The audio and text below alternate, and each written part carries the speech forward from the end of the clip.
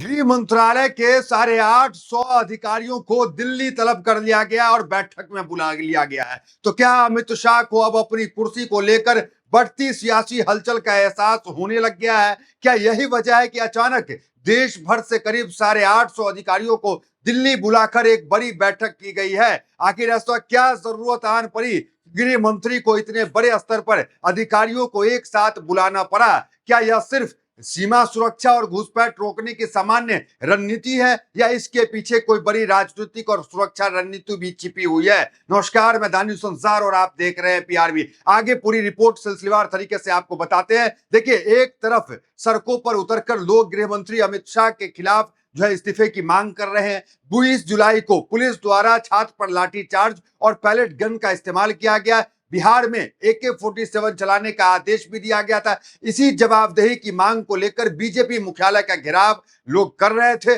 और अमित शाह के इस्तीफे की बात जो है वो लगातार की जा रही थी। वहीं दूसरी ओर अमित शाह दिल्ली में एक हाई लेवल मीटिंग करते हैं। अचानक 850 अफसरों को तलब कर लेते हैं। क्या है पूरा मामला, विस्तार से बताते हैं। सबसे पहले इस वीडियो को देखिए कि कैसे बीजेपी हेडक्वार्टर के बाहर बिहार बीजेपी का विरोध हो रहा है। बीजेपी का झंडा तक जो है इस विरोध प्रदर्शन में जलाया गया। मतलब अमित शाह को लेकर, गृह मंत्री को लेकर कितना आक्रोश है, जरा देखिए। अमित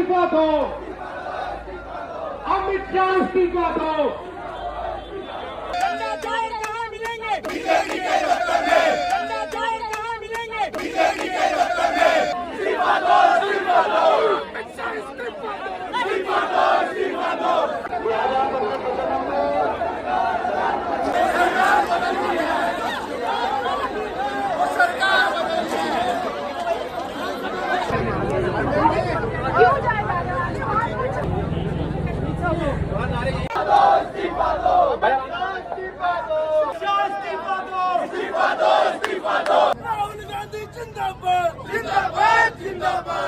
देखा आपने कैसे अमित शाह के इस्तीफे की मांग हो रही है। इन तस्वीरों को देख के समझ सकते हैं आप कि किस तरह के नाकाम गृह मंत्री अमित शाह। और अब दोस्तों अचानक से खबर आ रही है कि अमित शाह ने 850 अफसरों को जो है तत्काल दिल्ली बुला लिया है। हेडलाइंस देखिए, देश के 850 अफसरों को दिल्ली बुलाकर गृह मंत्री अमित शाह ने दिया बड़ा टारगेट। दूसरी हेडलाइंस देखिए, भारत कोई धर्मशाला नहीं, शाह का घुसपैठियों पर बड़ा बयान, सिर्फ देश की नागरिकों को रहने का हक।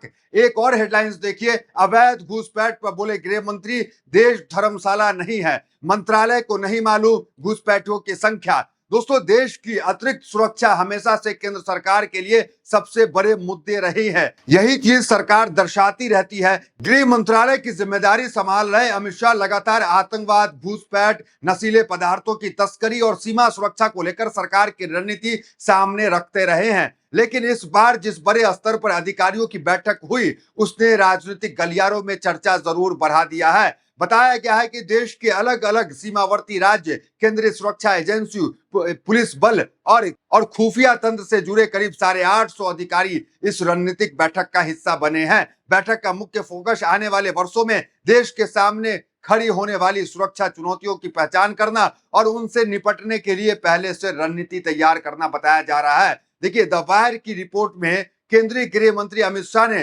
मंगलवार 25 अगस्त को कहा कि नरेंद्र मोदी सरकार ने देश को बहुत कम समय में अवैध घुसपैठ से मुक्त करने का लक्ष्य तय किया है। इस उद्देश्य से सरकार ने पिछले 8 महीने में के दौरान सीमावर्ती राज्य से संपर्क किया है और सीमा सुरक्षा को लेकर 4 आयामी दृष्टिकोण से संबंधित अपना दस्तावेज उनके साथ साझा किया है। टाइम्स ऑफ इंडिया की रिपोर्ट के मुताबिक केंद्र द्वारा तैयार की गई इस नीति में सीमा सुरक्षा को मजबूत करने के लिए सीमा की सुरक्षा में तैनात बले, राज्य और जिला प्रशासन, भारत सरकार के संबंधित विभागों तथा स्थानीय नागरिकों को प्रमुख हितधारक बनाया गया है।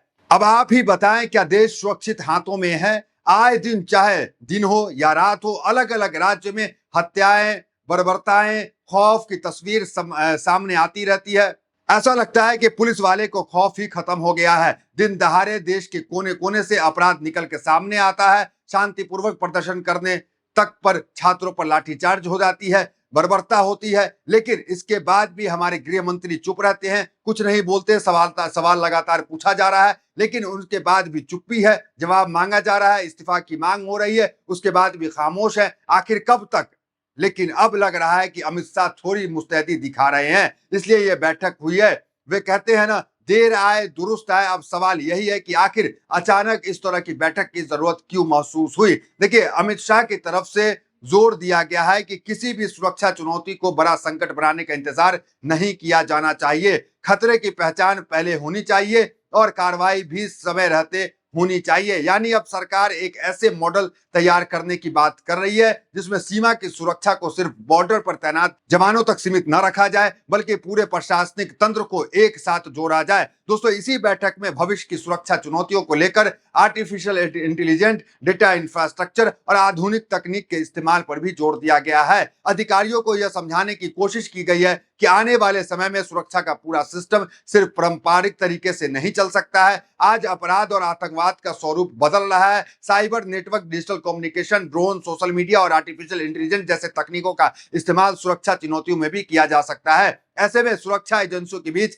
डेटा साझा करना और उसको तेजी से विश्लेषण करना बेहद जरूरी हो गया है। अब बात आती है उन प्रमुख क्षेत्र की जिनका जिक्र अमित शाह ने किया है। जम्मू कश्मीर वामपंथी उपग्रह में प्रभावित इलाके और पूर्वोत्तर भारत के लंबे समय से आंतरिक सुरक्षा की चुनौती से जुड़ा रहा है। सरकार का दावा है कि इन क्षेत्र में पिछले वर्ष के दौरान सुरक्षा स्थिति में बड़ा सुधार हुआ, लेकिन विपक्ष इस दावों को अलग नजरिए से देख रहा है। विपक्ष लगातार सरकार से सवाल पूछ रहा है कि अगर आंतरिक सुरक्षा की स्थिति इतनी मजबूत है, अलग अलग हिस्से सामने आने वाली घटनाओं पर जवाबदेही किसकी तय होगी? क्या सिर्फ नई रणनीति बनाना पर्याप्त है या मौजूदा व्यवस्था को भी समीक्षा होनी चाहिए? यहीं से अमित शाह की इस बैठक को लेकर राजनीतिक बहस जो है वो शुरू हो जाती है। विपक्ष की तरफ से समय समय पर गृह मंत्रालय की कार्यप्रणाली और देश की आंतरिक सुरक्षा को लेकर सवाल उठाए जाते रहे हैं। कई विपक्षी नेता अलग अलग घटनाओं को आधार बनाकर गृह मंत्री से जवाब मांग रहे हैं, लेकिन सरकार की साइड से कोई जवाब नहीं आता है। अब दोस्तों, घुसपैठ की बात करते हैं